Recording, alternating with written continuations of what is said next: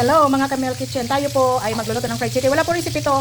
Kasi request lang po to ng aming big boss.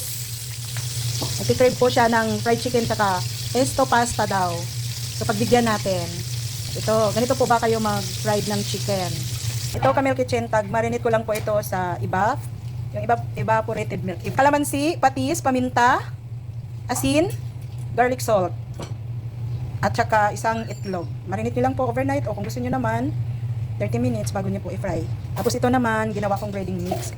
Cornstarch at saka all-purpose flour lang and glutinous rice para maging crispy palalo ang chicken ninyo. Tapos garlic salt, paprika at saka black pepper ulit. Tapos shake-shake nyo lang. Tapos lagyan nyo na yung manok dyan pag na-mix nyo na yung breading mix nyo. O, tapos parang ganito lang. O. Yan. Yan, ganyan lang. O, diba? Yan. Para po kumapit talaga lahat. At ito naman Camille Kitchen ang ating pesto. Nagagawin pesto sauce. Pesto. Ano ba? Wala na kayo Camille Kitchen. Basta yun yun.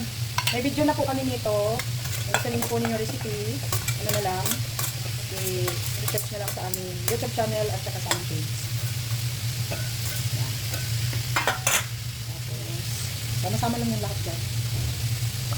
Pag ganito din na kami nagbibigay ng ano kasi meron na naman kami nito.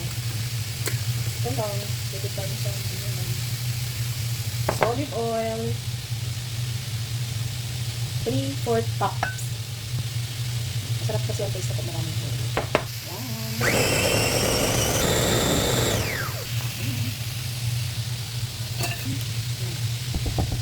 Okay.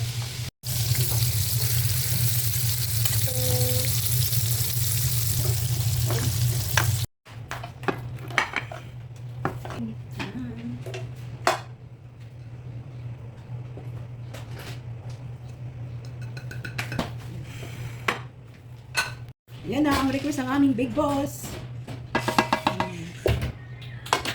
Pag walang pasok yan, dito lang yan ako kung ano-ano pinaparequestan ng pagkain, pinapaluto. Kain na.